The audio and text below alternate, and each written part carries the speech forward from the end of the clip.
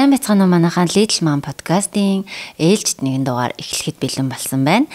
Энэ удаагийн дугаараар бидэнтэй Солонгос улсын 50 гаруй нэр төрлийн гоо сайхны бүтээгдэхүүнийг албан ёсны эрхтэйгээр оруулж ирдэг Заяа бэлгээ ерөнхий эвэндэгчээр хамтран ажиллаж байна. Мөн яг энд харагдаж байгаа Fitafit-ийн цоор шинтгэн Pearland-д тайг нэртэй эрдэст минерал бас ерөнхий эвэндэгчээр хамтран ажиллаж байна. За тэгээд подкаст эхлэхээс өмнө Little Mom Mongolia YouTube сувганд subscribe дараад оролцож байгаа оролцогч бүрийнхээ сонирхолтой яриаг цаг алдалгүй сонсож болох нэ. Ерөнхий ивент итгэгч Заяа бэлгээ. Ерөнхий ивент итгэгч Pearl on the Tag. Эрдэс минерал баялаг ус. Хамтрагч Baby Cook. Хамтрагч Go Flower цэцгийн дэлгүүр. За тэгээ өнөөдрийн зочноор маань контент бүтээгч Буян Дэлгээр хүрэлцэн ирсэн байна. Сайн байна уу? Бүгдэнд нь өнөөдрийн мэндийг хүргэе. Бидний урилгыг маш таатай хүлээн аваад хүрэлцэн ирсэнд баярлалаа. Өрсөнд баярлалаа. За тэгээ Буянагийн маань тухай яг нөгөө ээж талаас нь те одоо тэрийг хүмүүс тэр болго мэдгүй гэж би бодоод байгаа байхгүй. Тэгэхээр хоёулаад нь ярилцах маш их зүйл байна. Хамгийн түрүүнд асуух асуулт болохоор 2 зураас хараа за ер нь ингээд жирэмсэн болсноо мэдсэн тэр мөч ямар байсан бэ?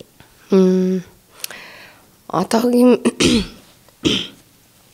2 удаад 2 зураас харсан болохоор эхнийх дээр нь болохоор төлөвлөж исэн. Тийм болохоор гэтээ эхнийхээ төлөвлөөд бас нэг аваа хэдэн сар болсон юм аа. Тийм болохоор үзэг тоолно гэдэг. За гэд тэгсэн. Тэгээд яг за гэл одоо нэг үзэж тийм үү гэл ингэсэн чинь 2.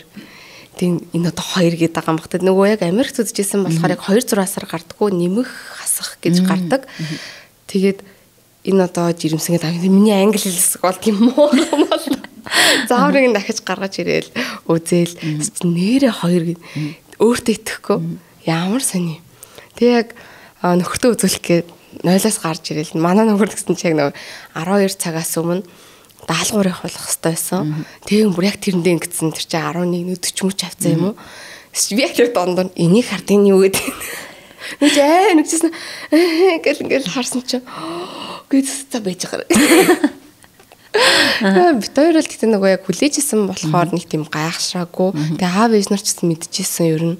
Тийм болохоор хинж гайх баяр үргээ гэл өнгөрцөө. За 2 дахь дээрээ жинхэнэ айж утсан. Бүр яг гим эзэн шиг санагдаад яг ингээ 2 зураас хараад хүүдээ юу гэж хэлнэ. Яг тэгж л одд юм бэлээ. Яана одоо миний хүү чинь яана л гэж одд юм бэлээ. Айгаад сандраад бүр ёстой яг гим эзэн шиг байж утсан дээ 2 дахь дээрээ. Тэрхтээ гой сандарлууд нэг байсан. Тэгээд нөгөө одоо ингээ 2 зураас хараа за окей ээж болох гэж байгаа юм байна гэдгийг мэдснээс хойших 9 сар ямар байв? За миний нөгөө тээлтийн хугацаа өөр амар хүнд байдаг. Тэгээ ингэж жирэмсэлдэг хорлого өгдөг эмэгтэй хүмүүс юм жоохон ховор юм гэж бол эмч бол хэлдэг. Тэгээ яалтчгүй яг 7 сар хүртлээ эхнийх дээрээс тэр 2 дахь дээрээс тэр хорлоготой байгаад өдөрт нэг 8-аас 12 удаа бөөлждөг. Тэгэл ер нь бол тааж ширтэл өнгөрөөдөг үе байт юм аа тэр ялтч. Жохон хүнд. Одоо нөгөө хөөснээс бас шалтгаалаад идэг юм шиг байгаа. Хордлого. Тэгэхээр нөгөө 2 хүүтэй болохоор 2 тээлтийн үйл явц хоёулаа эзлэх юм байна. Тийм хоёулаа эзлэх байсан. Тэр нь хүүснээс хамаардаг нь үнэ. Яагаад гэвэл тэр юм ээжийн биеийг хордуулаад байгаа тэр нөгөө даавар охин хүүхдэр илүү их ялгарх шаардлага үүсдэг гинэ. Би эрхнийг хөгжүүлэхийн тулд тэгдэг гэд бүр яг номон дээр бүр бичсэн. Уусаа миний яг нөгөө ихний хордлого эхлээл ингээл бүр яг мяараал ээж ахт нөхрийн ганц хийж байгаа нь юу судалгаа ахгүй юу. Баах номын сан ороод нөгөө жирэмсэлтэй холбоотой бүх номнууд нь аваад хажууд уншаа суугаад идэгсэн. Тэгээ яна тэгдэг гэж штий. Тэр нөгөө амар хордлоготой юм. Эхнийх нь охин юм болов төгөөл идэргээд тийжсэн аахгүй юу. Манай ээж өөрөө яг начигч би ээж гэж хорлого өгдөг. Тэгээ манай ээж над дээр болохоор төрн төртлөө хорлоготой. Бүрэг төрн төртлөө. Тэгсэрнэ манай 2 дүү аль нэрхтэй. Тэгээ манай 2 дүү дээр болохоор 7 сар гарантай бодлоо хордлоготой байсан аахгүй. Тэгэхээр яалчгүй охин хүүхд дээр илүү их хордлого өгд юм байна гэж ойлгосон. Яана тэгвэл буйна минь одоо охин хөхтэй болох юм уу? Харин жоохон хамгийн амар айдаг зүйлсийн нэг ер нь бол яана нэр хүн ингээд нэг амар хэцүү зүйлийн өмнө ингээд нэг зүрх ингээд шантардаг шүү дээ. Яг нэг тэр зүйл нь ерөөсөө ганц хүүхдээ болчихсон хэцүү баг. Тэгж л боддог. Тэгээ яг нөгөө миний мэдж байгаагаар болохоор яг ингээд жирэмсэн болоод ирэхээрээ ингээд сошиалаас зай аваад ингээд холдоод тэгдэг штеп. Тэгэхээр бүр үнэхээр ингээд сошиалдж ингээд орох сонирхолгүй болчдгоо. Сонирхолж дуусаад чадваргүй болчдөг гэж хэлий.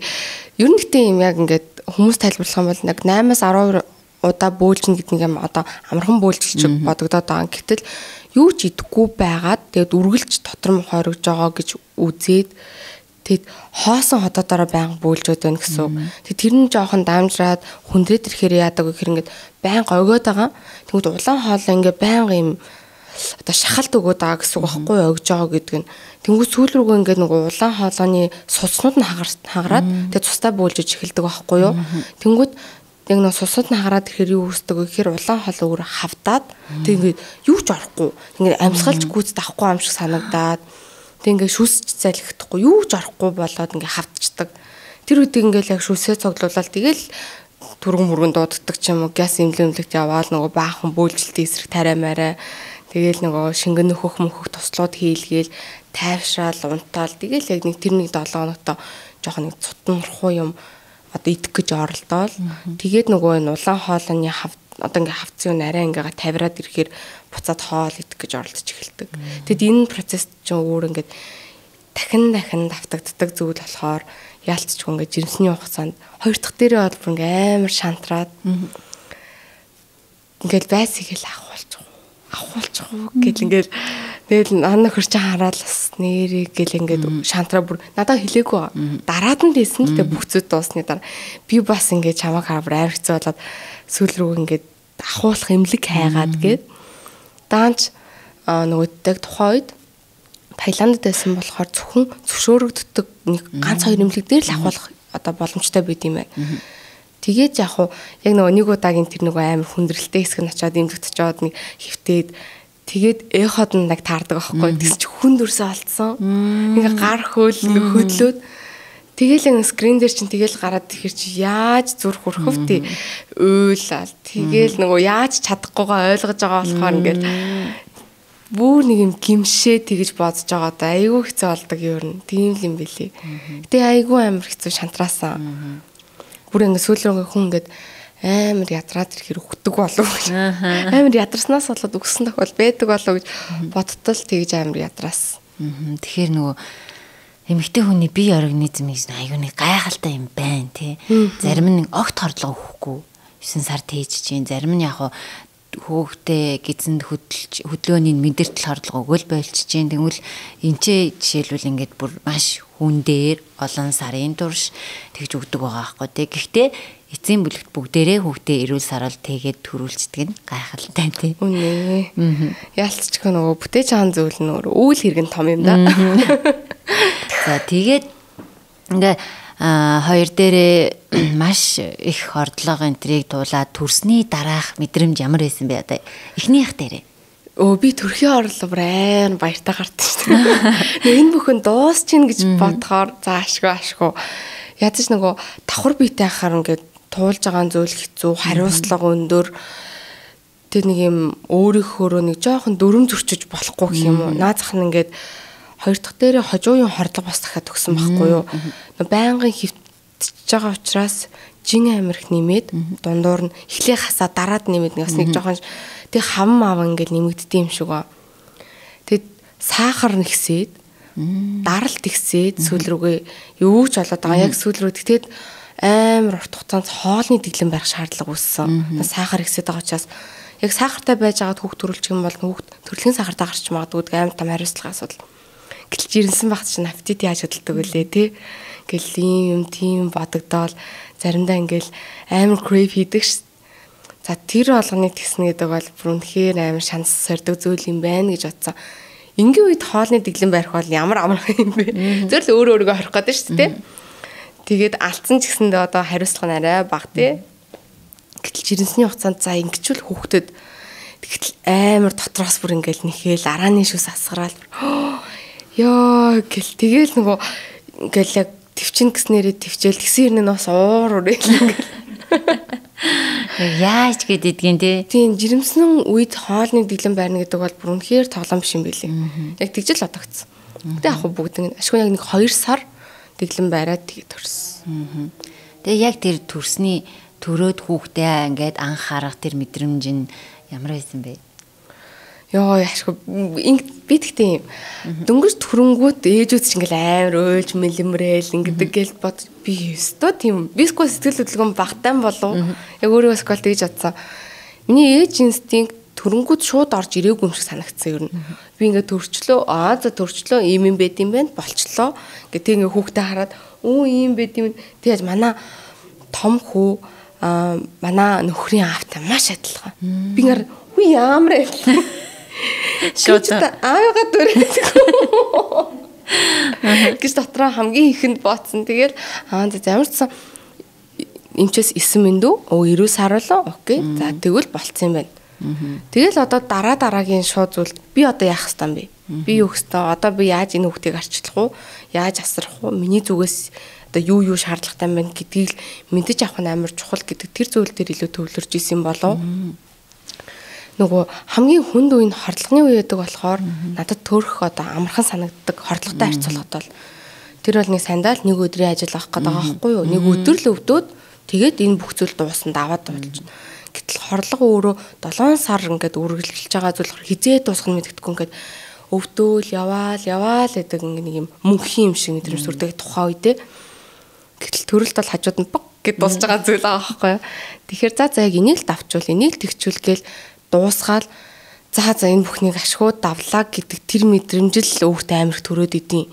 Тийм учраас одоо ингээд 90 сар болгоцсон, төрцсөн, одоо цаашаа бүх зүйл амархан гэж дотроо боддог. Тэр л нэг амир сэтгэл юм үеиг болоод тайвшрал илүү мэдэрдэг юм уу?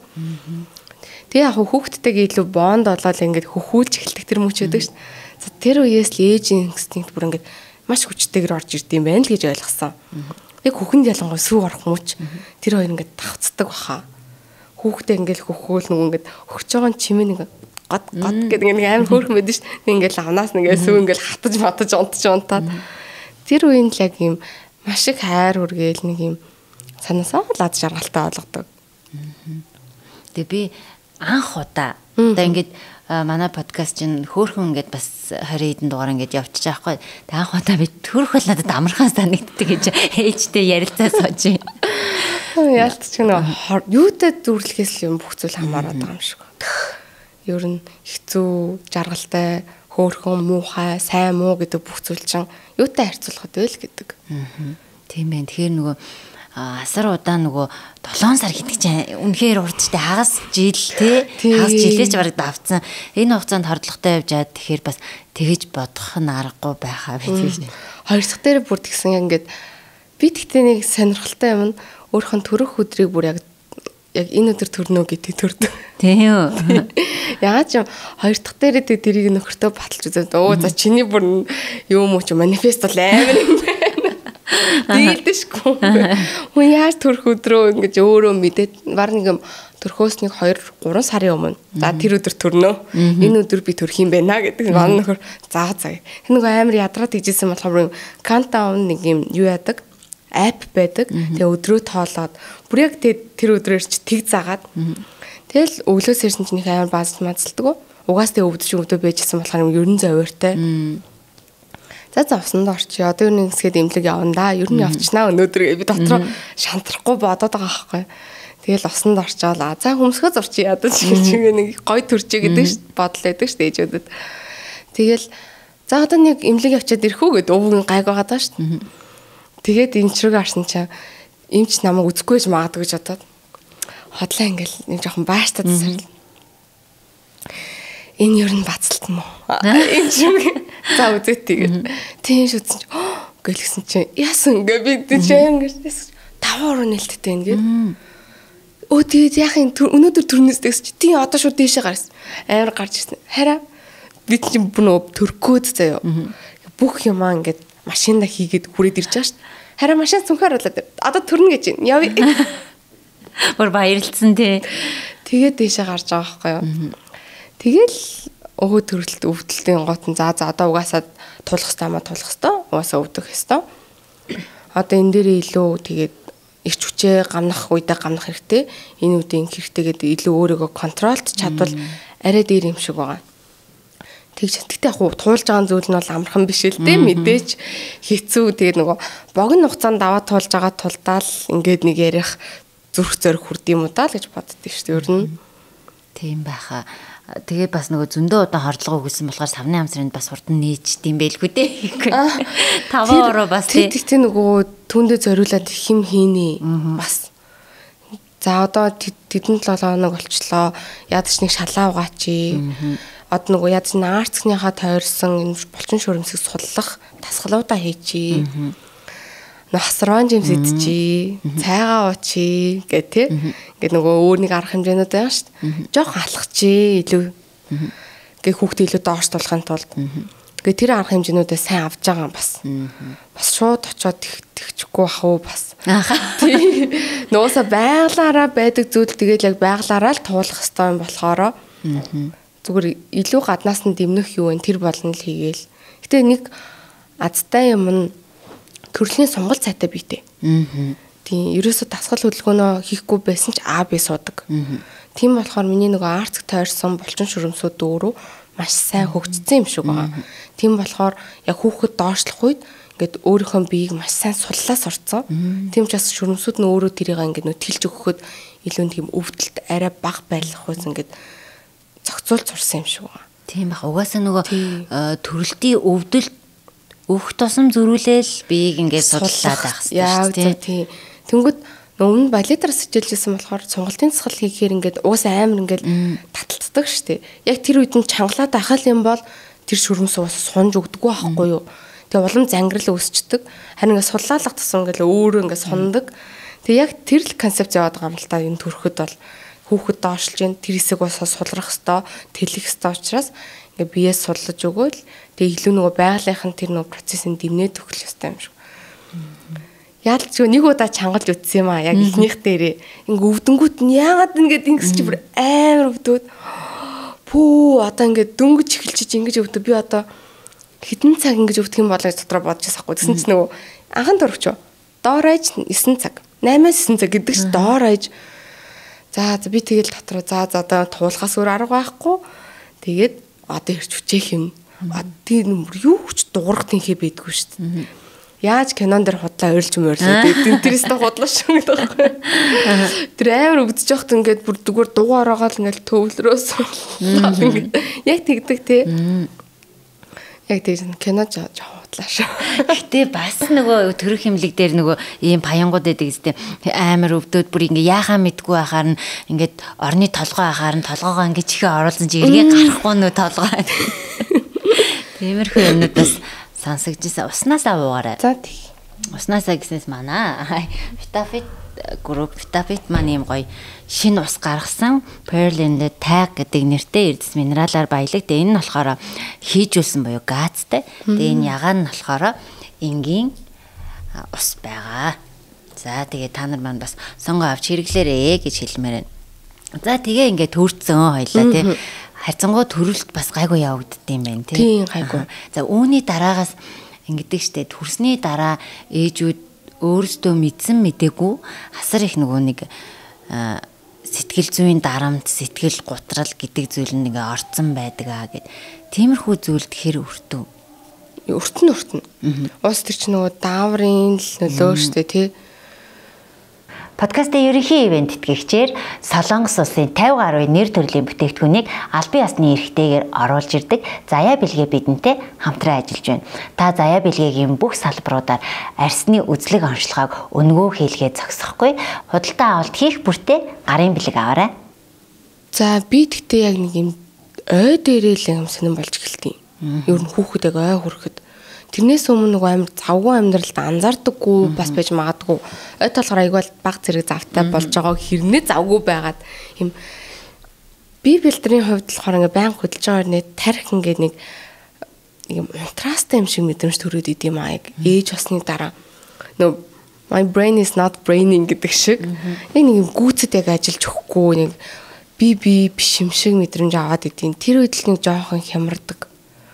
Тэр үедээ за одоо хямарж байгаа угаасаа нөгөө дааврынх нь нөлөө ингээ гормон бүр ингээ савчуулж байгаа. Бас нэг уншаа судалсан юм болохоор за ингэж шүү гэл нөхөртөө за би ер нь ингээд шүү гэж хэлчихэд тэгэл болох дасгал хийх гэж хичээдэг яг тэр үедээ. Ер нь дасгал хийгээд эхлэхээр юмс хамаагүй дэрдэм шиг санагддаг. Ер нь тэр ихтэй ер нь жоохон хэцүү үе. Яг хүндээ ингэдэг тэгдэг гэж заа зөвлөмөөргүй ер нь хүн өөрийгөө л мэдэж өөрийнхөө л тэр нэг юм таарах түлхүүрээр ингэж түлхүүртэхгүй бол ер нь жоохон төвөгтэй санагдсан. Тэгтээ бас юм байна. Манай ээж өөрөө хордлого өгдөг гэсэн тий. Тэгэнгүүт хүн өөрийнхөө туулаагүй зүйлийг одоо алдчихгүй л мэдээж яг ингэ дэрэгдэн харсан ч ойлгодгүй юм байл та тэр өдөө тэр хүний бие биш учраас. Тэгэнгүүт эсрэгээрээ ээжүүд маань бас нөгөө би ингэсэн учраас энэ юм байх ёстой гэдэг одоо бусдаас хүлээлттэй жоохон багс хэрэгтэй болов гэж бодсон. Ер нь хэдий амар том үйл хэрэг бүтээсэн гавьяан минийх мөн хэдийч тэрээс нөгөө үүрэх тий зовлонч бас минийх авах гэдэг байгаа байхгүй юу? Тий. Тэгээ үүнийгээ хүлээн зөвшөөрвөл илүү амьдрал амар юм болов. Яг тэгж бодсон. Тэглээгээд одоо манай ээж хүртэл өөрөө намайг хорлогдохт үе чи босно гэсэн биздээ үдээд одоо босолтоо гэж би бүр ингээд яаж ээжээ та өөрөө энийг туулчаад надад ийм үг хэлж чадж байгаа гэж би өөдөөс нь хараад тэр чи яхаа тоглоомоор хэлж байгаа юм л та намайг нэг жоохон ингээд хатгаад нэг жоохон ингээд ийм одоо энергитэй бэ миний охин битээ сул дорой байл гэж хэлж байгаа санаа нь гэтэл тэр хүн өөрөө юу туулдгийг мэддэг хэрнээ надад тэгж хэлж байгаа байтал за хажууд байгаа бус туулж үзээгүй хүмүүс бол одоо юу ойлгож хэлэх вэ надад гэж би дотроо тийж л бодсон. Хоёр дахь жирэмслэл дээр бол яг тийм л бодол төрд юм билээ. Тэгвэл бас нэрээ нөгөө нэг дасгал хөдөлгөөн хийж хөлсөө гадагшлуулахаар хүний тэр нэг юм юу айгүй. Тий дааварт арай нөгөө тэнцэрчүүлж байгаа байхгүй юу. Угаасаа хамгийн ихний шатлалтын юу байгаа гэхээр даавар өөрөө үйл ажиллагаанд доголдоод ирж байгаа учраас л бүх зүйл эхэлж байгаа. Тэр нь одоо төрсний дараахтай холбоотой, нойргүй байхтай холбоотой. За зарим ээжүүд нөө сүүсэн оруулахын тулд гурлан бүтээгдэхүүн сахартай холбоотой. Тэгэд одоо жирийн хүн ч гэсэндээ сэтгэл готролд орж байгаа амар том шалтгаануудын нэг бол ингээд амьдралын эрүүл бусгийн маяг шүү дээ. Тэ хөдлөхгүй, булчин үүсэхгүй, тэгсэн ирнэ сахар их. Тэгээ биеийн түүнийгээ зохицуулах гэж чигээ чадахгүй болоод ингээд тэгсээр хагаад тэр нь ингээд нөгөө хоол боловсруулах хэрэгтэнд маш ихээр нөлөөлөөд тэгээд улмаар дааврууд тархи руу ингээд мэдээлэл өгөөд ийм байдал үүсгээд байгаа. Тэгээд яг тэрнтэй адилхан эхлээд дааврыг зохицуулах нь л амар чухал ах. Бусад нөгөө эргэн тойрны одоо яг ийм chaos-ыг үлэн мартаад гэсэн үг шүү дээ. Угаасаа хүүхдтэй хүн завгүй байгаа, стресстэй байгаа, юу ч амжихгүй байгаа нь тэр бол ойлгомжтой асууд. Хинч байсан тийм зүйлсээс бол стресстэй. Гэхдээ түүний депресс болохгүй тулд яг эргүүлээд зүгээр дотоод эрүүл мэндийн шалтгаануудад илүү анхаарах хэрэгтэй болов гэж дотроо бодсон. Тэр нь нөгөө хариултын арай дотроо өөрөөсөө юм уу? Арай амар. Түнс бусдыг хөдлөхөд илүү хэцүү шүү дээ. Тийм болохоор өөрийгөө хөдлөхөд илүү амархан учраас тэр нь арай дээр юм байна гэж бодсон. Тэгээд за одоо нөгөө сэтгэл готрол дээр бас ингээд тэгтээ харьцангуй бас мэдчихдэг юм энэ өөрийгөө за ингэж байгаа маань тэгж байгаа маань мэдгүй ээжүүд бас үзэж байгаа л тэ хамгийн түрүүнд нэг дасгал хөдөлгөөн хийх гээд үзээрээ. Гэтэ ер нь амархан мэддэг болоо гэж бодоод идэв шүү дээ.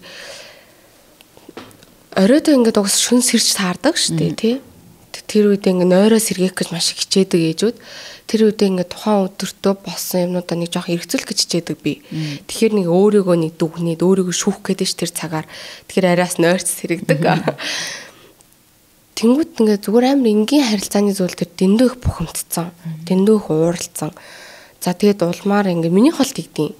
Амар сонь ингээд амар олон сөрөг бодлоод амар хорж ирдэг байхгүй юу?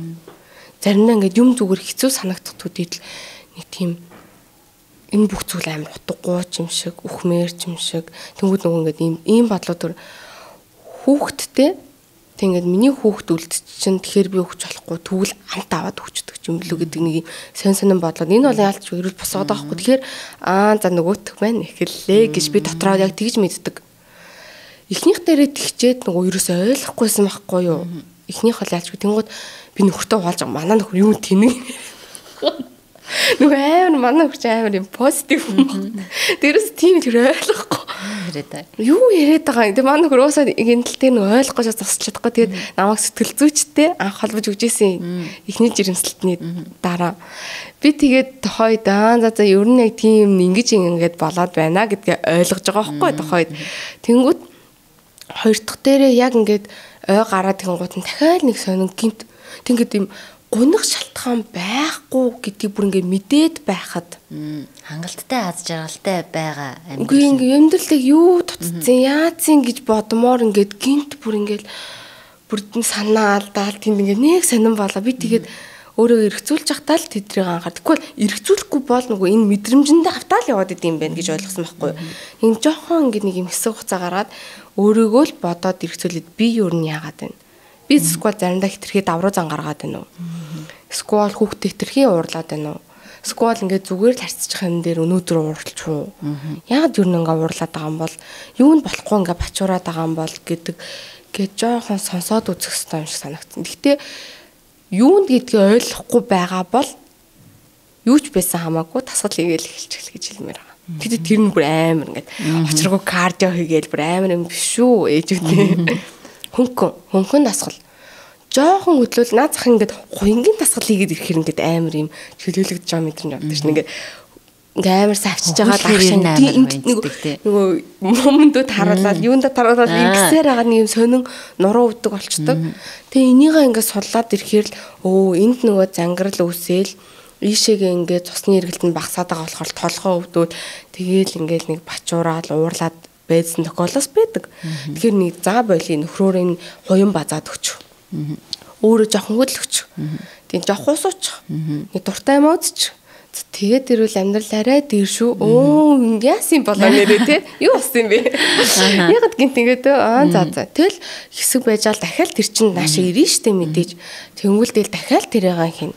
Тэг яг уу үндсэндээ юу вэ гэхээр тасгал хий, хөлсөө гарга, усаа сав одоо унт гэж үнд хийж чадахгүй тийм ч уусан боломжгүй. Тэгтээ нөгөө юу яа? Сахараа багасгах. Сахараа л багасгах юм. Тийм түүнээс ш бол бусд нь бол гайгүй дээ. Уусаа тэгэл ээж үтж унтж чадахгүй тэгэл унтах цаг нэрхээр л унтдаг учраас одоо би одоо унтаарай гэж хэлж чадахгүй. Одоо тэрийг бол менеж хийх арга байхгүй. Тэгээ нэрээ сахар гэснээс бид нар нөгөө ээжүүд нойр дотоо яваад ирэхээр л сахарын агуулмж ихтэй зүйл цаанаасаа идэх гэдэг тийм. Тэгээ магадгүй төрснийд ингэж яахгүй нөгөө жирэмсэн тээж явах үед ээжийн нөгөө сахар өксөж болно. Гэхдээ тэрийг төрсний дараа буулгаж барихгүй бол ээж өөрөө бас сахартай үлдэх ингээ магадлал амар өндөргээд тэгэнгүүт яг тэрэн дээр нойр давхцаад тэгээд нойрноосоо олоод нэг өглөө амар гоё амттай кекид мэрт санагдал эсвэл бол амар янз бүрийн ингээл гоё юмнууд идмээр санагдаад байдаг шүү дээ. Тэгэхээр тэрийгээ бас ер нь маш их зохицуулахгүй болвол тэрийгээ дагаад хий нөгөө нэг юм сэтгэл хөдлөлүүд амар бид нарт ирээд идэг бах тийм. Тэгэл наад захын жингийн илүүдэл мэлүүлэх гээл ээж юм би угаасаа л муухай тий яг өмнөшгөө байха болсон тодорхой байхад өөрийгөө нэмж хорлоод бас хэцүү л дээ. Тэгэл тэр чин бас л ингээл өөрийгөө харах үнэлэмж тий мэдрэмж эднэр чин ингээд эргүүлээд бас сэтгэл готрол маш их нөлөөлдөг болохоор сахарал ер нь хямчул арай дээр ахл гэж боддог яг энэ үедээ. Энэ үед ер нь хамгийн гол энэ үйл хамгийн чухал учраас.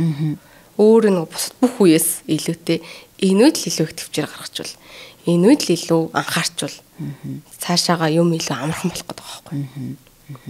Тэр нүг буйнагийн чи хувьд болохоор бас нөгөө дагаж байгаа ээжүүд эмэгтэйчүүдийн нөгөө скин кэрг арьс зарчилгаа тэгээ бас үүнээс гадна нөгөө нүүр бодог энэ айгуу сайн ингэж тайлбарлаж өгдөг штэ тий. Тэр тал дээр төрсний дараа ер нь ээжүүд арьс зарчилгаан дээр яаж анхаарах хэрэгтэй байдгийг. За би тэгтээ нөгөө арьс зарчилгаа чинь өөр арьс бол ингээ үргэлжлэн 24/7 байж байгаа шүү дээ. Төрсөн ч төрөөгүйч нөгөө яг байдгаараа байж байгаа. Тэгээ дааврын нөлөөнөөс болоод юу өөрчлөгддөг вэ гэхээр илүү тос ялгарх гэдэг ээжүүдэд. Илүү хөлрөн, илүү тос ялгарна. Тэгэхээр нөхцөлд илүү ихсгээд байдаг. Тийм болохоор яг эргүүлээл яг юу хэрэглэх вэ? Нүүрэн дээр юу хэрэглэх вэ гэхээс илүү доторгошоогоо юу оруулах вэ гэдэгт л анхаарах хэрэгтэй. Нөө сахараа багасгачаар дааврын тэнцвэрчлэлт арай ингээд намдаад тэгэхээр тос ялгаралт нөгөө илүү их яагаад гэдэг зүйл нүүр нь амжаад ирэхээр багшил эдэр нь арай дээр болоод тэгэхээр арьс арчилгаа арьс өөрөө дажгүй болоод ирдэг. Тэгэхээр ер нь арьс арчилгааны хамгийн чухал бол дотроосоо л гэдэг. Ер нь бол гэтээ яалтчгүй нөгөө маш их жин нэмчээд нөгөө огцом турдаг учраас за тийм ээжүүд байгаа жишээ миний жишээн дээр зарим нь бол алгуурхан турдаг баг. Гэтээ алгуурхан жин хайдаг хүмүүс зүгээр биеийн л том хിവэрэ байгаа сэтгэл гутраад байдаг болохоос бас нэг давуу тал нь юу гэхээр нүүрний арьс унждаг шүү. Ер нь бол тийм бас тийм ч бас та хэд мэн давуу талтай. Харин шууд турчдаг хүмүүсийг амар гоё гэж бодож ивэл үгүй. Нүүрний арьс хурдан унж чинь арьс бол нэгэнт нөгөө ингээд шаар шиг хийлэгдээд буцаад байхгүй болох юм бол нөгөө ямар ч аргаар татагддаггүй одоо мис аргаар л ашиглахгүй юм бол татагддаггүй учраас тэр тал дээр ингээд нүүр нэг амар хурдан хөшөрчдөг. Тийм хоёр нөгөө эрэг ба сул талуудтай. Тийм тэгэхээр аль болох жингээ огцон болохгүй байхад анхааруул зүгээр. Тэгээ сахарын хэрэглээгээ багасгачаад бусад хийдэг зүйлээ хэвийнээр нь л өргөжлүүлвэл зүгээр ах. Би бол тэгж бодож байгаа. Тэг яг мэдээж хүүхдээ салхилуулахдаа нарны тосоо заавал түрхээрээ. Яалт ч нөгөө цаг амар хомс байдаг ч гэсэн нэг сэвтчихээр тэр сэв харьлах гэж өөрөө маш их цаг хугацаа зарцуулдаг учраас түүнээс урсан сэргийлэх байдлаар илүү үйл хөдлөл хийдэг байвал аль алинд нь хэрэгтэй ах. Яг үнэ. Тэгээ бас нэг зүйлийг нэмжлэхэд миний зүгээр бодол нөгөө арьсаа ямар гэдгийг бас мэдмээр байгаа тий. Тослог юм уу, холимог юм уу гэд би нөгөө манай ивент тэгчээр заяа бэлгээ ажиллаж байгаа. Тэгээ би нөгөө тэдний арьс санчлаган дээр онцлуулсан байхгүй. Тэгсэн чинь миний тослог гин, хуурай гин, эмзэг гин одоо нөгөө арьсны бүх төрлүүд асуудлууд бүгдээрээ надад байна гинэ. Тэгээ би ямар аазгүй. Тэгэхээр нөгөө үдчээ ээжүүд маань бас нөгөө заяа бэлгийн маань бүх салбар дээр арьс онцлогоо өнгөө хийж байгаа. Тэгэхээр хамгийн ихний алхам бас тий арьсаа эхлээд онцлуулад ямар байгаа юм гэдгийг мэдээд авчих юм бол дараагийн нөгөө бүтээгдэхүүн сонгох алхмууд маань бас арай амархан болох юм болов. Тэг нь мэдээж. Ер нь хүн өөрийгөө яагаад гэнэ гэдэг тодорхойлох нь амин асуудлаа тодорхойлчвал хүний шийдэх зүйлсүүд нь бүгд байж байгаа учраас тэр нь л чухал та. Тийм байна. Тэгэхээр ээжүүд маань бас тэгэд үзээрээ гэж хэлмээр. За үүний дараагаар хоёр хүү дээрээ одоо хамгийн түрүүнд эрүүл хооллолтын хувьд, хоол хүнсний хувьд яг яаж ажиллаж байна? Одоо нөгөө хүүхдүүд сарцсан ногоо идэггүй байна. За ногоо идэг хүүхдүүд нь мах идэггүй байна гэлтэй. Энэ тал дээр яаж одоо ямар арга барилтай байна? Одоо яг нөгөө дөнгөж хоол гэдэг зүйлдээ танилцуулж авах үед л амар олон төрлийн зүйл амтыг нь таниулах нь чухал болов гэж дотроо ботсон. Том дээрээ тэгэж анзаарсан. Манай том брокколи маш сайн иддэг байхгүй юу? Дуртай өстө брокколи, за брокколиг өвөрцөйгээд чэжилсэн манай хүүхдүүд. Өвөрцөй байна илүү гэл ингээл авчраал том уурна ингээл чэжлал идээ. Лом уу идэх дуртай. Тэгээд үүнээс харахад аав ээж нар өөрсдөө үлгэр жишээ маш их болдог. Би өөрөө ногоо идэх амар дуртай байхгүй. Тэгээд ялангуяа хүрэн манжингийн салаад дээр гэртээ ингээл идчихдэг ингээд нэг юм сал. Манай нөхөр бол идэхгүй. Би ингээл идээ суугаад байна. Тэнгүүд намайг айгүй л гоё мэдээд гэж харддаг юм шиг байгаа. Тэгэл хурж ил гэл анхандаа нэг хүүхдэгдээс одоо хойлоо тийм. Тэгээ хойлын хүрэн манжин ямар ч асуудалгүй идчихнэ. Ямар мундаг юм. Тэгээ брокколи идэр манай хүү тэгж сайн идж байгааг харахад ялч би өөрөө ногоонд амар дуртай. Тэгээ хажууд амар амтрахж идээд гоё юм гэж идээд тэгээ жоохон бахтнаас тэр амтыг таниулсан учраас том болоод ингээд харах үзэмж идэр таалагдахгүйсэн гэснээр амсаад үзэнгууд нөгөө тэр гэдэг тэр мессеж чинь тархинд очиж байгаа юм болов. Тэгээд үүнийг хүлээж авахдаа амархан байгаах гэж дүгнсэн. Тийм. Бас тэгтээ нөгөө яг одоо сайн нарийн санахгүй байна. Тэнүкас мам гээ нөгөө Instagram хаяг байдаг. Тэр өөрөө яг хүүхдийн хоол одоо шинэ тижээ судлаачаар нөгөө сураад төгссөнөө төгсөөгүй тэрийг асаа мэдгүй байна. Намайг эхний хүүхдээрээ байхад л яг нэг юм хөөрхөн юм рецептүүд гаргадаг байсан байхгүй. Одоо бүр ном гаргацсан. Тэг би хоёр дахь дээр ч номыг авсан. Тэр юун дээр яг хүүхэд хэр хэмжээтэйгээр идвэл зүгээр үү, яавал зүгээр үү гэдэг бүх мэдээллүүд нь байдаг болохоор тэрийг уншаал за яг сар-сараар нь тэрийг харж байгаа дагнаа явцдаг. Тэгэд нөгөө хүүхд болгоны хооллолт чинь нөгөө яг хідэн сартай гэдгээс хамаарат ондоо байдаг болохоор би яг нарийн одоо бүх мэдээллүүдийг сандаггүй. Гэтэ юу нэг илүү мэрэгчдүүдийн зөвлөж байгаа тэр зүйлийг дагаад явбал илүү амар юм уу? Тэгвэл юу ч мэдгүй юм манан донд төөрөөд өөрөө юм зохиож ижсэнээс тэр нь хамаагүй дээр юм бэл. Яг наснаас сарын онцлогоор шалтгаалаад хөвч өөр иддэм байлаа шүү дээ. Тийм. Тэгээ бас ээжүүддээ хэлээ. Одоо би бас Тинукас маамын нөгөө нэг номыг аваад уншиж ирсэн байхгүй. Тэгэхээр тийм миний хувьд бол яг нөгөө одоо Швейцарч яг тэрүүгээрээ сураад төгсөөд одоо тэнцэнэ бас аюул олон юм хурал арга хэмжээнд одоо суугаад явдсан мэлээ. Тэгэхээр ээжүүд маань бас хүүхдээ бас яаж нэмэгдэл хоолнд оруулах вэ? Юунаас эхлэх вэ гэдгийг мэдэхгүй ах юм бол манай Тинукас маамыг дагараа Instagram дээр байдаг тий. Тэр өстой гоё хаяг тий. Надад бол айгүй хань болж байсан. Тэгэхгүй бол бид хэд чинь бантан каш тэгэж ерөнхийдөө ер нь бол яг яг нөгөө аав ээжүүдийн үед угаасаа тэр л байсан болохоор яг тэргээрээ л явах гээд ашиг аа. Тэгэл тэнгууд наа за ядчил тэдэн сартаа болоод ийм хэмжээний шүд гараад ирэхээр хоолны бүхлэг нь ийм болох хэвээр юм байна. Хэрэг хүүхдэд байнга цутуугууд ах юм бол тэр шүд хүртэл ингээд ургах нь ингээд удаашаад ирдэг. Шүдний амны хөгжил нь өөрөө буруу яваад ирдэг. Тэгээд тэр нь эргүүлээд бас л эрүүл мэндэд муугаар нөлөөлж очоос яг ямар үед юу хийх ёстой вэ гэдгийг өөртөө судлах нь л хамгийн чухал. Тэгээд хүний үгээр ам дамцсан юмар бас бити үг хийгээрээ гэж л ер нь сонсвол факт чек хийх ёстой. Тэгээ сайн нөгөө нэг ингээд шүд ярьсан. Тэгэхээр ээжүүд бид нарын одоо ер нь хамгийн мөнхийн одоо санаа зовоол тий байдаг зүйл бол ерөөсөө амны хүндий.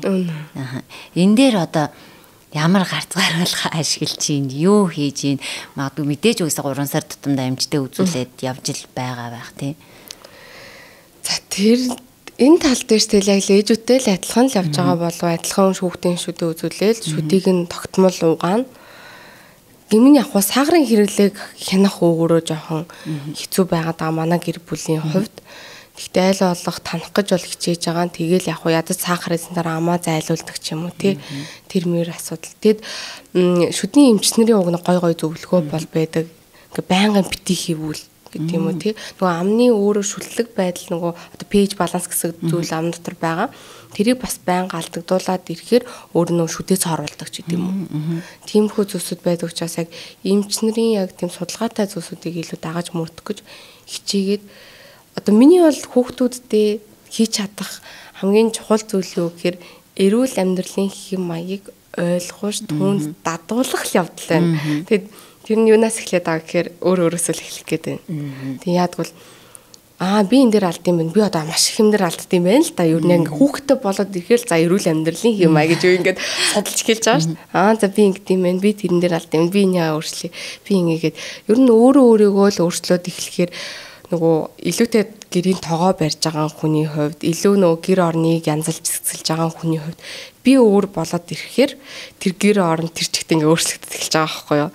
Тэгээд за ээж нар ер нь өөрөө өөрсдөндөө илүү анхаарад өөрийнхөө одоо үйл хөдлөлийг хянаад эхлэх юм бол эргүүлээ тэр нь бүр ингээ гэрийн 60-70% өөрчилчт юм байна гэдгийг л ялаад байгаа.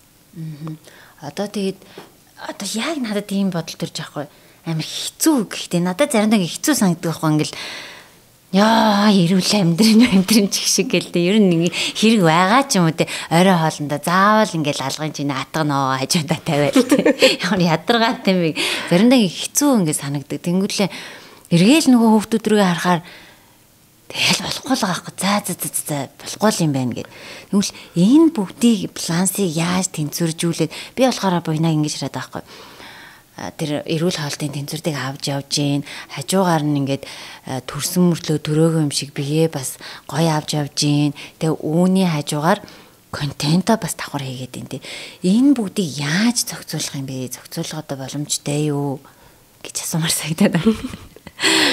Ер нь нөгөө уранам гэдэг штэ нөгөө жүжигч амар сайхны тэр Тэр их чи нэг орсон подкастыг хайлт сонсч ирсэн юм аа. Тэр тэгтээ бүр эхний хүүгээ төрүүлчээд байж хахад тэгэхээр нэлен дээр нэг 5 жилийн өмнө. Тэр их яг ийм асуулт ирэхгүй юу? Бас яаж ингэж те энэ олон хүүхдээ хажуугаар уран бүтээл энэ завгүй амьдралыг яаж амжуулдаг гэсэн чи өөрөө ингэсэн нэг юм тойрог гээд одоо дүрслээд үзвэл одоо бүх секторуудыг тэгээ өөрөө голднаага тэгээд энэ одоо дүрсийг тойрог хэлбрээр авч явах нь л зорилго. Тэнгүүд ингээд аль нэг нь хийж идэл энэ хэсгээс ингээд хумигдаад татгах ороод ирж шин. Тэнгүүд тэр хэсгээр очиод дүүргээл ингэж л балансыг барьж явах юм байна гэдэг тэр нэг юм томьёолол ингээд нүдэнд үлдсэн ярьж байгаа. Тэгээд нэрэл яг одоо ингээд хийгээл явж байхад аль нэг сектор дээр миний оролцоо дутаалын гоо тэн дээр илүү анхаарал хандуулаад энэ угаасаа л мөнхийн ажил мэдээж ойлгомжтой. Тэгээд хичээхгүй бол одоо алдсан нь илүү том. Тэ одоо наадах би эрүүл мэндэд анхаарахгүй бол одоохондоо гайгүй шүү дээ. Эрүүл мэндэд одоо анхаарахгүй байгаа нь одоо мэддэхгүй гэвчиг миний хүүхэд яг ингээд над шиг юм гоё залуу үе дээрээ ингээд илүү өөр те карьер ч юм уу гэр бүл өөрийн сонирхдаг зүйлстэй ингээд цаг хугацаагаа зарцуулах байтал өвчтөе ээжийг асраад ээж болохгүй гэж би дотроо боддог байхгүй юу. Тэр нэр амар харамсалтай зүйл болох байх гэж би дотроо хайрын сайхан амьдрал те ингээл ээжигээ асраал тэр чинь бас л ер нь бол ачаа штэ. Тэгэхээр хүүхэдтэй ачаа болохгүй тулд амар эрүүл амьдрах шаардлагатай байна. Ядч л нэмэр бол илтээ эмээ олчод хүүхдийг хараад өгчдөг энергитэй эмээ бай тий хүүхд нь шинэ юм заагаад өгчдөг бай хүүхдтэй болонгууднаа за миний хүн гэдэг шүүгээд зөв эмээг нь аль хэдийн судлаад мэдчихэд зааж өгч ийч гэдэг юм уу тийм байдлаас нь хараад үзэхээр за яалтчгүй хичээхгүй болохгүй байна. Тэгсээ сая ямар гоё үг вэ тий хичээхгүй бол алдах нь илүү том. Тий хичээхгүй бол алдах нь илүү том. Түнс өнөөдөр идж байгаа тэр хатгах ногоочин яг эргүүлээд тэгээд би бас өвдөхгүй бол надад гоё шүү дээ. Яг үнэ хэлэхэд бас миний амьдрал явах гээд байгаа байхгүй тий. Би өөрөө сайхан байж ивэл гоё. Хүүхдүүдээс ирүүл би бас яг өвчтөе хүүхэд асраад насаараа амьдралыг туулмааргүй л байгаа байхгүй юу. Чин хүн болгоны л яг хин өвдөн тэр чин хүн болгоны гэр бүлийн тэр амьдрал өвчтөе хүний л амьдрал болж хувирна. Тэгэхээр хинч хэнийгэж тэгэж болохгүй. Тэгээ муу байгаа хүндээ бол жоохон чичлээд жоохон тэ өөрт нь чигшүүлэх хэрэгтэй. Ер нь тэгээд байвал тэгээд нэг багаар ядчихлаа. Тэгээ одоо сүүл нэг найзтайгаар ярьж байхад тэгчихсэн байхгүй юу. Ингээд тамхи татчих байгаа ингээд дөөм өөр хүн байх юм бол чигшүүлч нээ ядчил тэр хүн надаас ингээд намайг байгаа тэр үед түүнийг хийж чадахгүй байг. Тэгвэл арай баг хийнэ гэж байгаа байхгүй юу. Би нэрэл ямар өнөө үгүй те ядчил одоо тамхи татдаг бол би ингээд чи тамхит ямар муухай шижгэн ингээл жигшээл ингэж юм бол энэс та дургаа заажууд нь татахгүй байхаас гэл тэр үн чин дотор заавал нэг зөв бодохгүй ч гэсэн ядчил нэг тамхиниш баг. Тэгэхээр ядчил хажууд ядчил за ногоог нийдчи та гэд бодсон шүү дээ те ногоо идэх дургуун байсан ч ядчил ээж өглөөд идэг ногоог нийдчи. Тэгээ яг үндэ тэр ногоог идлээ гэвэл ашигтай бактери л ихсэн. Дархлаа л нэмэгдэнэ. Тэг яг тухайн л ээж өстой ядаргадаг гэдэг бодлоо л. Гэтэл өгж байгаа зүйл насар том шүү дээ. Гэж бодвол. Подкастын ерөнхий ивент гэгчээр Vitafit Group-ийн цоо шинэхэн ус болох Pearl and Tag ус бидэнтэй хамтран ажиллаж байна. Энэхүү ус нь хийжүүлсэн болон энгийн гэсэн хоёр төрөлтэй бөгөөд мөн Water Expo 2025-аас дэлхийн өндөр зэрэглэлийн 65 брэндүүдээс амт чанараараа шалгаран мөнгөн медаль хүртсэн энэхүү усыг та бүх сүлжээ дэлгүүрүүдээс худалдаа авах боломжтой. Буйнагийн хувьд яг нөгөө нэг хүүхдүүд дээрээ хүмүүжил тал дээр нь ч юм уу те анхаарал за ер нь одоо саяных шиг ингэж бодож байгаа шүү дээ. Эрүүл байхгүй бол дараа нь тэдрийг ингэчнээ гэдэг шиг хүмүүжил тал дээр нь ч юм уу одоо за ээжээсээ нэг ийм зүйлийг сургамжлаад аваасай. Би нэг ийм зүйлийг хүүдээ ингээд эрүүл амьдралын хөвшилгээд тэрэн шиг ингээд үлдээчих юмсан гэдэг тийм зүйл байна. Би хүүхдүүдээ ер нь аавтай л ойрхон байх гэж амарч байдаг. Тийм. Яадгүй бол нэгт хоёр бандтай учраас илүү мамис бой гарахгүй байгаасай. Юм нэлцгаа биш байгаасай, бие даах чадвар их байгаасай гэдэг үүднээс аль болох тэр тал дээр нь бага оролцдог. Илүү өдөр тутмынх нь одоо хувц сонор нь цэвэрхэн нөө те одоо наад зах ингээд юм цэгцтэй амьдраад сурчигдээ те энэ нь өөрийнх нь дадал болгодээ гэдэг үүднээс ч юм уу. За одоо гэрээ цэвэрлэе, одоо тэрийг янзлая, аль би янзлж гэдэг юм ингээд нэг жоохон цэвэрхэн байх гэж маш их хичээдэг. Гэт өдөрт минь тийм зүйлсээр хараа хүмүүсийн хувьд эрэгтэй хөлт аавыгаа илүү үлгэр дуурайллыг ингээд олж хардсан болов гэж би боддог. Аав нь юу гэдэг нь манай хүү ихвчлэн тийм үйл гарах жишээний. Одоо манай нөхөр намайг амар хүнсдэг. Тэнгууд манай хүү хурж ирэл. Одоо ингээ нөө жирэмсэн хоёр дахь дээр амар том гидтэй. Тэг ингээ нөө ядраад яван дээр ингээ хажуултаа твцсэн. Манай хүү ингээ хажуугаар хахад тухан дээр үнсч яваад гэж байгаа. Сквал нэг уул мул гараад ирэхээр цэцэг тастаад хурж ирээд ээжэмэ гэд өгч юм уу ингээ айгүй халамжтай байгаад байгаа. Хинч зааж өгөөгүй шүү дээ. Миний хүү эмгтэн үнийг ингэдэг шүү гэж хинч ярьж өгөөгүй. Гэтэл тэр хүүхэд одоо бит хоёр бие бинтэйгээ яаж харьцаж байгааг хараад одоо анхан шатны тэр нэг харилцааны мэдгэдэгнүүдийг авч байгаа учраас заа зөөлөхөөс илүүтэй тэрийг харуулах нь л илүү чухал байх. Одоохондоо. Гэтэ насны ангилалд хүүхдэд яаж харьцах гэдэг бас л урлаг байх гэж дотроо бодож мэдээж хүүхдийн хүмүүжил бол жоохон хэцүү. Тэгээ өөртөө бас нөгөө алдаа дутагдaltaй хүмүүс юм болохоор тэрийг нөгөө засаж өвлүүлж өгөх гэж амар хичээж байгаа. Гэтэ аавтайгаа ойрхон байх нь илүү бие даасан чадвартай, илүү иршүүд тийм хүмүүс л гараасай л гэж хүсдэг. Яг үнэ. Одоо бас нөгөө яг түрүүний хэлсэн ээжийн хүүхдүүд, ээжийн хүү гэдэг зүйл бас аюу их байх гэдэг тийм нөгөө яг Монголын ингээ нийгэмд ингээ харангууд л ээжүүд илүү нөгөө давмгаа эрх мэдэлтэй ч юм уу ээжүүд илүү асуудлын шийдвэрийг гаргадаг хүүхдүүд рүүгээ илүү их оролцдог тийм магадгүй саяныхаас хамгийн зөв гаргалгаа хаа эрэгтэй хүүхдүүд аавтайгаа илүү хамт байж аавтайгаа илүү ямар нэгэн зүйлд хамтдаа явж хамтдаа одоо юу хийдэг ямар нэгэн хийдэг ч юм уу тийм оролцсон аавын оролцоо ихсэх юм бол магадгүй бас хүүхдийн хүмүүжилд эргээр нөлөөлөх байх. Яг зөв тэгж нэг эрэгтэй эмэгтэй хүний өөрийнх нь онцлог байгаа учраас дан эмэгтэй яваад ахаар эрэгтэй хүний өгч чадах тэр чадрууд ингээд хомс олчж байгаа хгүй тухайн үед миний бодлоор гэтэл ээжийн оролцооч баг болчвол тэр хүн одоо нөө зөөлөн байх, инэрх, нинжин сэтгэлтэй байх гэдэг тэр зүйлсүүд нь бас ингээд тутмагшаад ирнэ. Тэгэхээр аль нь л гоё ингээд тэнцвэртэй авч явах хэрэгтэй. Одоо манай хүмүүс бол ингээд жоохон уйлж муулах гад унжих гад ирэхээр наашаа усагүйгээд ирдэг байхгүй цаанаасаа. Тэг би угаасаа яхахтай адилхан тосол ингээд хушгуунжуулаад аавн штэ мэдээж. Гэтэл аав бол тийм хариулт гарахгүй штэ над шиг. Тэгэхээр аль нь байх хэвээр.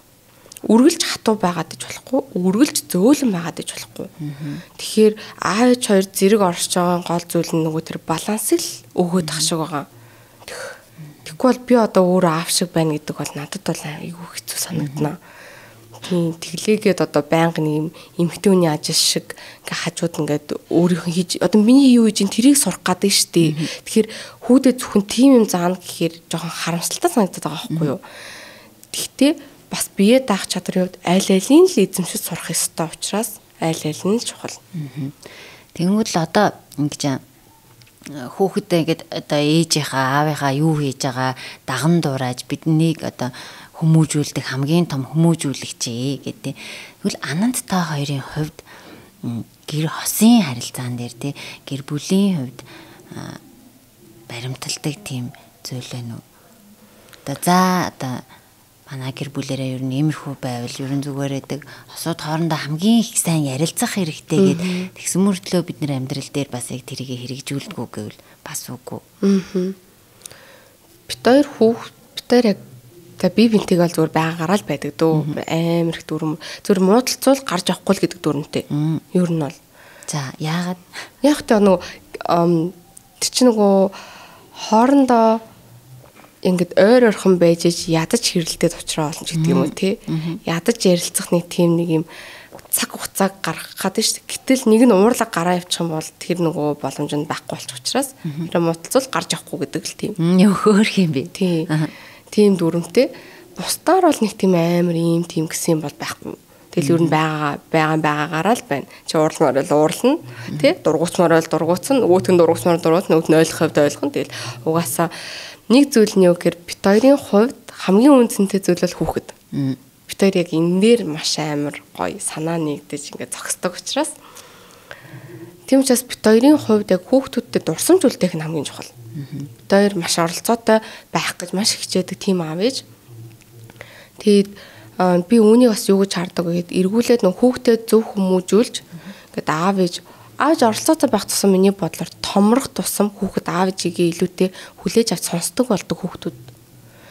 Гэвтэл нөгөө аав ээж нь оролцоогүй хүмүүжүүлэлтэнд байгаагүй бага наснд байгаагүй учраас хүүхэд том болохын ирээр том болсон хойно аав ээжийнхаа үгийг хүлээж авах та муу болчтой юм та гэж анзаараад байгаа.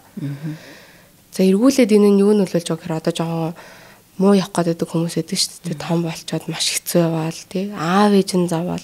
Гэтэл нь хүүхдүүд чинь сайн явах нь миний бас одоо хожуу үеийн амьдрал авах гэдэг байгаа байхгүй юу? 50 60 настай амьдрал ямар байх вэ гэвэл хүүхд ямар байна? Миний 50 60 нас тийм байна. Тэгэхээр анд дээр яг адилхан тэгж бодож байгаа учраас одоо энэ хүүхдийг нэг тий сайхан хүмүүжүүлээд гой болгоод хаппи болгоод тий дурсамжийг бүтээгээд аль нэг шантраад боссон ч нэг босоод ирдэг тийм сэтгэл зүйтэй хүүхдүүд гаргая гэдэг үүднээс хүүхдүүдтэй маш их анхаарч цаг хугацаагаа амар юм үнцэнтэй зүйл зарцуулж ийн гэж боддог.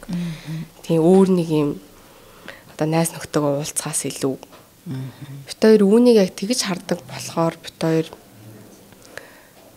энэ гэрте байгаа цаг хугацаа болгоны амар нандин юм болов тэгж боддог. Тийм баг. Угаасаа гэр бүл номер 1 гэдэг сүүлийн үед ихтэй эцэг эхчүүдээс маш гоё нөгөө өөрчлөгдөж байгаа юм шиг надад санагдчиха. 7 жилийн өмнө намайг төрөхөд бол нөгөө хитрхи сүртэй байна. Ингэж хүүхдээ хүмүүжүүлэхгүй, ингэхгүй, тэхгүй гэдэг байсан бол одоо илүү харьцангуй эцэг ихтэй хоёулаа нь оролцоотой байх хэвээр хүүхдтэй баярлж байгаа жаргалтай гунигтай байгаа бүх мэдрэмжээ хүүхдтэй харуулж авах хэрэгтэй. Тэгжээж нөө хүүхэд анхудаа бас амьдарч байгаа учраас баярлах гэдэг зүйлийн юм байна. Уурлахаараа хүн юм болд юм байна. Гуниглахаараа бас юм болд юм байна гэдэг мэдрэмжүүдийг эцэг эхээсээ хамгийн их түрүүнд харж мэдэрж тэрийг эргээд өөртөө суулгадаг гинэ. Тэгэхээр бид нар л ерөөсөө маш зөв байхгүй болохгүй болчиход байна тий. За тэгээд ингэж байгаа хосын харилцаанд огт хэрэлдэж маргалддаггүй хосууд болцтой ч ингээ асуудалтай хосууд байдаг гинэ. За. Хэрэлдэгчгүй ингээд хэрэлдэгч юмгүй бүр болцсон. Харин ингээ хэрэлдээл ингээл хоорондоо ингээл учраа ололцчихгоо л хэрэлдэж байгаа шүү дээ. Тийм хосууд харин хамгийн эрүүл байдаг гинэ. Тэгэхээр яг хүүхэд дээр биш та хоёрын маань хувийн одоо харилцаан дээр одоо за нэг юм байдаг шүү, тийм байдаг шүү гэ бас нэг 10 11 жил болсон хүмүүс чи би нэг юм мэдсэн байгаа шүү дээ. Тэгэхээр тэр тал дээр одоо үзэж байгаа залуу ээжүүд бас байгаа, шинхэн хосууд бас байгаа. Би нэг монголоор яг юу гэж хэлхийг мэдэхгүй. Гэхдээ ингээд тайлбарлаад орлоо гэсэн. Одоо хэдий ярилцж байгаа ч гэсэндээ хүн ингээд зөвхөн өөрийгөө яриад идэм байл та. Гэтэл нөгөө ярилцах гэдэг байна нөгөө хүний бас сонсох байх гэдэг. Тэгэхээр бид эдийн нэг том алдагдaltaй зүйл нь сонсож чаддгүй юм уу да гэж бодоод байдаг. Одоо өөрхөн гомдсон зүйлийг л яриад байна гэсэн үг.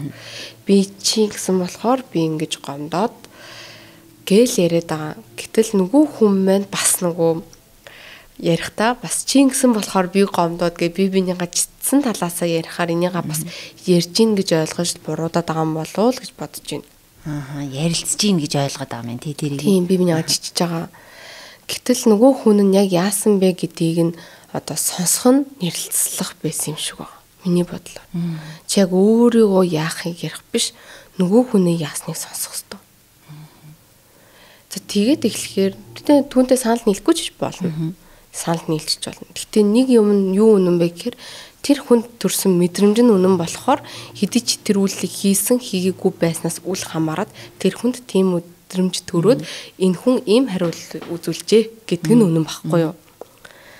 За тэнгуут одоо түүнийг сонссны дараа хариулт нь илүү тайван байх нь чухал юм шиг санагдсан. Ер нь эгогоо л авч тавих нь хамгийн чухал та. Би гэдэг тэр зүйлийг. Чи тэгсэн юм уу? Чам тийг санагдсан. Яагаад тийг санагдсан бол гэдгийгүүт тэр хүн чинь нэг тайлбар хэлнэ л дээ. Чи тэгвэл тэрийг буруугаар ойлгох. Би ерөөсөө тгээгүй шүү дээ. Энийг яагаад чи ингэж ойлгочихвоо гэд ирвэл арай ярилцж сурдсан болов. Бид хоёр бас ярилцах гэж маш их хичээдэг. Тэгтээ бас зөв ярилцдаггүй байсан юм байна да гэж сүүлийн үед тэгж дүгндэг болоод байгаа. Одоо л яг би бинийгээ сонсож байна ч гэдэм үү те. Тэгэхээр сонсож сурах нь л номер 1 байсан юм байна. Тийм баг. Би бас хоёрын ямар ярилцлагыг сонсч ирсэн юм болоо. Тэр бас нэлээ ингээд нөгөө аюу их маргалддаг байсан. Ингээд бүр учраа ололцохгүй. Гэхдээ ярилцаад байдаг байсан. Бид хоёр ярилцахыг бол хангалттай сайн хийдэг. Ер нь бусад асуудыг ямар гэдгийг мэдгүй ч гэсэн бид хоёрын хувьд ингээд аюу сайн ярилцдгаа гэж тэгжсэн шүү дээ. Тэгэхээр магадгүй нөгөө их ярилцаал байх тусам нөгөө ярилцах нөгөө юм шат маань ахаад идэм болоо бид нар эхлээд ярилцах гэдгээ ойлгочлоо. Дараа нь ярилцах нь өөрийгөө л ярих юм байна гэж бодож байгаа дараа нь сонсох юм байна гэдэг ийм агсан төвшнөл зүйлүүд болоод байгаа юм л да хосын амьдралд тий. Бас тийм бах. Тэгэхгүй нөгөө сонсохгүй болоод ирэхээр яг л тэр мессен дээр л яваад идэм билээ. Ер нь яг тэгж анзаарсан. Гэтэ ийм бид хоёр ч бас нөгөө шал өөр хоёр ертөнц юм багхгүй юу? Бид хоёр ч шал ондоо. Тийм учраас бид хоёрт ярилцах зүйл маш их байдаг. Наад зах нөгөө яг ингээд гэр ахуйгаа ямар байлгах уу гэдгээс ахуулаад тэр чи яг ингээд бүх зүйл хэлдэг штэ. Тэгэхээр нөгөө хүнийхээ ертөнцийг ойлгох нь маш том одоо дараад нь ярилцахад илүү хялбар болж эхэлдэг нэг юм даваа талтай байна гэж юу н үтсэн. Гэтэ одоо бодоход нөгөө нөхрийнхөө аав ээжтэй илүү дотн байх нь нөгөө нэг илүү амархан ойлгодог. Яа энэ хүн ингэдсэн болохоор угаасаа аав нь ингэж бодд юм бэ. Тэгэхээр энэ хүн энийг ингэж хараад байгаа юм бэ. Тэгээд ингэж идэм бэ штэ гэдэг тэр гаргалгаа амар амархан олддог. Ер нь тэгээ явандаа байгаагаар нь л хүлээж авах юм уу? Байгаагаар нь уу? За одоо тэгээд өөрчилж болох юм. Тэгтээ энэ өөрчлөлт гэдэг чинь тухайн хүн өөрөө өөрчлөгдөн үг гэсэн шил би өөрчлөн гэдэг тэр хүн өөрчлөгдөхгүй. Тэр хүн үнэхээр өөрчлөлмөр санагдтал одоо ярих нь өөр. Яг хөө гэтээ тэр бол тэгэл яг ярилцсны үндсэн дээрээс л ойлгуулж байгаа юм л да. Миний буруу ч гэсэндээ манай нөхөр зөндөө их ярьж өгж байгаа учраас эхэндээ хүлэмж өрөхгүй дараад нь сонсно. Тийм биш үү. Дараад нь яг тэр нэг сонь зангаа гаргана. Тэнгүүт тэр нэг өмнө хэлсэн үгнүүд нь бодогдно. За хүн чинь бас нөгөө юмыг эргцүүлж байгаа юм болохоор за ингээд байгаа юм. За энийгээ ер нь ингэх ёстой байна. Дараа тэрийг арай багасгах нь ингэжэл ер нь өөрчлөлт ирдэг байх. Тэгээ би биндээ ярилцахын том одоо даваа тал нь юу гэхээр тэр зүйлийг ойлгуулахад л туслах гад би биндээ хичээгээд байгаа юм уу? Тийм. Энэ дээр хоёлаа буруу биш үү л гэдэг. Одоо нөгөө гэр бүлүүдэд юм миний анзаарснаар юм өөр төрлийн гэр бүл байна. Жишээ нь бол ингээд хосын харилцаагаа эрхэмлдэг хүүхэдтэй хосын харилцаа тэгсэн мөртлөө хосын харилцаа илүү эрхэмлдэг. Тэгвэл энд зөвхөн хүүхэд төвтэй. Хүүхэдэл ингээл хүүхэд маань л байвал чи бид хоёрын хосын харилцаа гэлтэй таадгүй. Тэгэхээр та хоёрын хувьд хүүхдийн хүмүүжил заа ер нь хүүхэд дээрээс болж ер нь маргалддаггүй. Маргалтна. Маргалтна уу? Чаасаа өөр хоёр хүн учраас. Жишээлбэл манай талынхан болохоор бэмгэндэг байхгүй юу? Ингээд нөгөө зузаалаа, даарчлаа, хөрчлөө гэл ингэдэг. Тэгэл манай нөхрийн талынхан болохоор гайгүй юм байна. Тэр нь тийм юм байна. Жохон сэрүүндөө байлгаж гэдэг ингэдэг.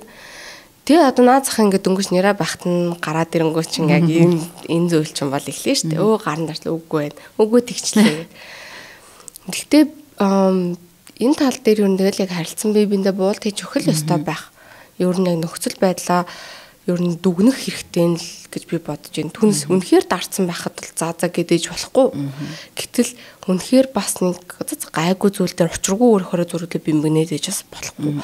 Тэгэхээр яг тухайн нөхцөл байдал дээр л импровизац хийж л ер нь шийдвэрүүдийг гаргаж явах нь зүйтэй. Гэтэ эрүүл мэндийн тал дээр бол харьцангуй намайг сонсдог. Тийм яадгүй би илүү бимбэндэг, илүү чагнадаг, илүү сонсдог учраас хэрэг өвдөөгүй бол сайн л үз. Тэ? Түүнээс биш яг нөгөө илүү экстрим зүйл хийх тал дээр бол нөхөртөө би бол буулт хийж өгдөг. Заазаа жоохон сэрүүн байлгачих. Одоо няраа өнгөрөөд ирэнгууд нь би илүү ингээд аав талд өгч эхэлдэг байхгүй юу? Няраа үед нь болохоор илүү өөр авдаг. Илүү бөөцөлөөл, илүү хучаал, илүү ингээд хоол ундаа эзэн үдээгүй юу? Манай нөхөр өсвөл өөрөө идэв штэ гэх тийм үү те? Би одоо өсөж явах хэвээр одоо хоол идэхгүй болохгүй гэд. Наазхан тэгэхээр томрох тусам би илүү аавд нөгөөд илүү аавын хаар нь байлгадаг. Бага бах үед нь болохоор илүү өөрөөрөө байлгадаг. Тэг бид хоёр тэр тал дээр тохироогүй ч гэсэн яг нэг ойлголцоод нэг талд гарцсан юм шиг одоо л мэдрэмж авдаг. Гэтэ бас миний бодлоор нэр ийм. Ээжүүд бид өөрсдөө бүх ажлыг авах гад байдаг шүү. Яг үнэ тий. Ууг нь аав оролцох гээд хичээгээд байгаа юм тэнд. Гэтэ өөрийнхөө өрөөлдөө буруучж магадгүй, зөвчөж магадгүй. Гэтэл аавд түүнийг буруу зөвийг ч ойлгуулах боломжийг ээж нар өөрсдөө олгодгүй гэж магадгүй гэж би дотроо боддог. Чи тэглээ штэ, чи инглээ штэ, наа чи ийм штэ, чи үгүй штэ, юу гэж тэгж идэг ингээд байнга тэгээд идэг штэ. Тэгэхгүй ингээд яг нэг юм одоо зарим зүйлс дээр ингээд нэг жоохон зай өгөх хэрэгтэй юм шиг. Аав хүртэл өөрөө аав болж байгаа учраас түүнийг оролдож мэдэж одоо хүүхэдтэй харьцах тэр хоёрын дундын харилцаа бий болох хэрэгтэй байтал ээж тэр дундуур нь сууж орж ирснээс болоод аав бас шантардсан болов.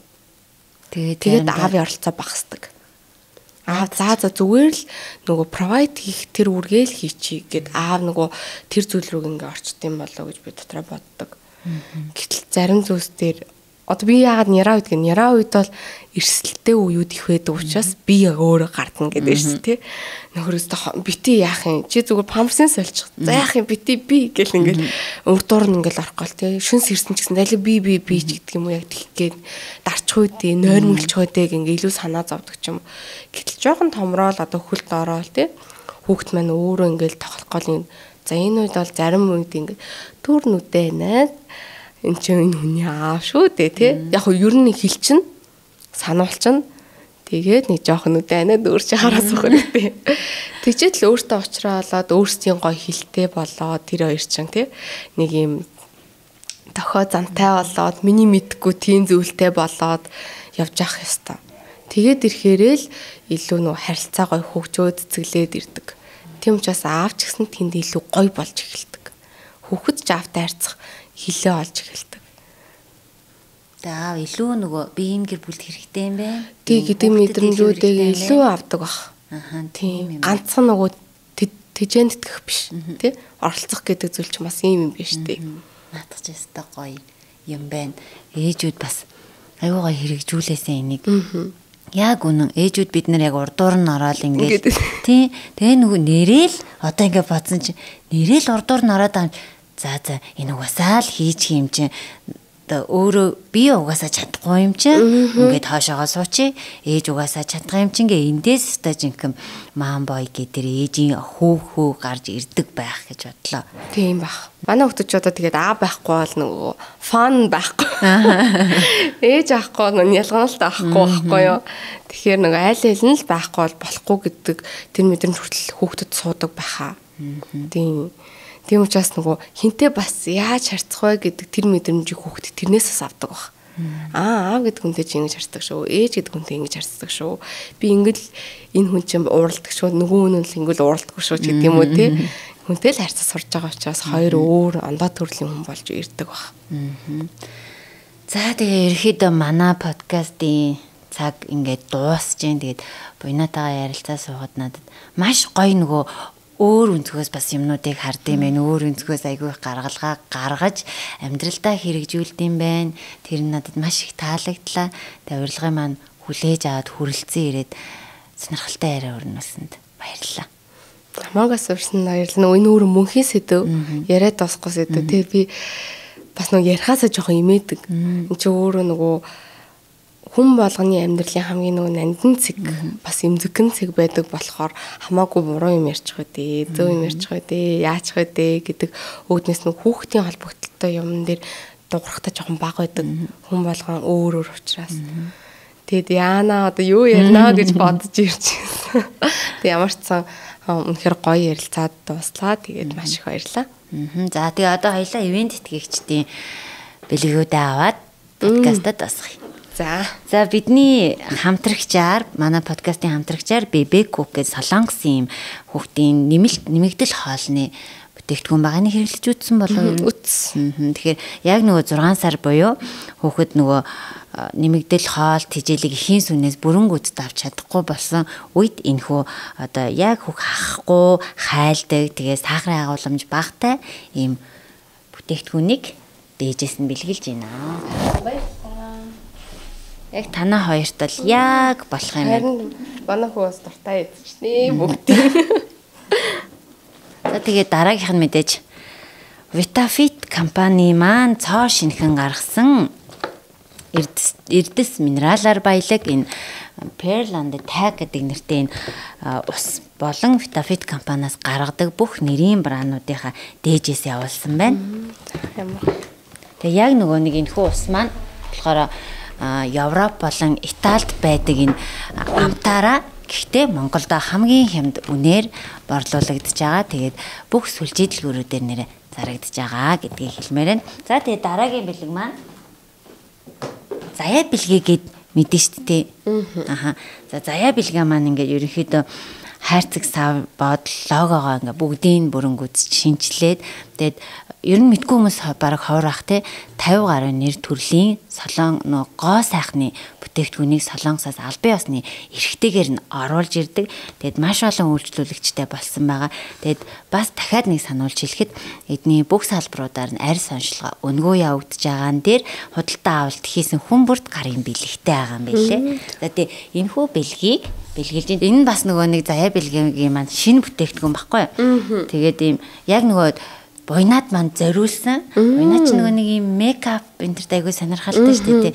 Тэнгүүл яг энэ болохоор өмнөд солонгосын хамгийн өвөрмөц арт дизайнтай юм уруулын бодог. Тэгээд мейкапын брэнд юм байна. Тэгээ артист vibe урайтай энэ хүү бүтээгдэхүүн. Тэгээ уран зураг шиг савлгаатай болохоор өөрийн өнгө төрхийг илэрхийлэхэд зориулагдсан. Энэ хүү бүтээгдэхүүнийг бас та нар маань яг буйнагийн хэрэгжилж байгаа бүтээгдэхүүнийг авахыг хүсэх юм бол заяа бэлгийн бүх салбараар худалдаалагдаж байгаа. За тэгээ хамгийн сүүлд нь манай подкастын хамтрагчаар Go Flower гэж цэцгийн дэлгүүр хамтарч ажиллаж байгаа. Мэдээж баяртай жаргалтай бүх үед цэцэг байвал хамгийн гоё яадаг. Тэгээд Go Flower маань хідэн цагт чамаагүй таны хүргэлтийг хамгийн хурдан шуурхаа таны баяр жаргалтай мөчтөр чи хамт байх нэ. Тэгээд энийг буйнаад манд бас зөөрүүлж баасан. Баярлалаа. Ямар гоё. Оо яана намайг одоо ингэж яаж игаал сууж юм аа өгөх ингэ загнаа. Ингэж боосон юм боо. Босхоор хэцүү л дээ микэн тоглоод байна. Энийг яаж исэн юм дандаа сууж билгээ өгөх юм гэсэн шүү дээ. Цэцэгстэй гоё шүү дээ. Өстой гоё. За тэгээд хамтдаа байж сонирхолтой яриа өрнүүлсэн буйнадаа маш их баярлалаа. Тэгээд мэдээж үзэж байгаа ээжүүдтэй бас маш их баярлалаа. Тэгээд төгсгөлд нь Little Mom Mongolia YouTube сувган дээр мэдээ subscribe-а дараад оролцож байгаа оролцогчдийнхаа сонирхолтой яриаг цаг алдалгүй сонсоорой гэж хэлмээр байна. Тэгээд дараагийн дугаараар уулзтлаа. Тэр баяртай.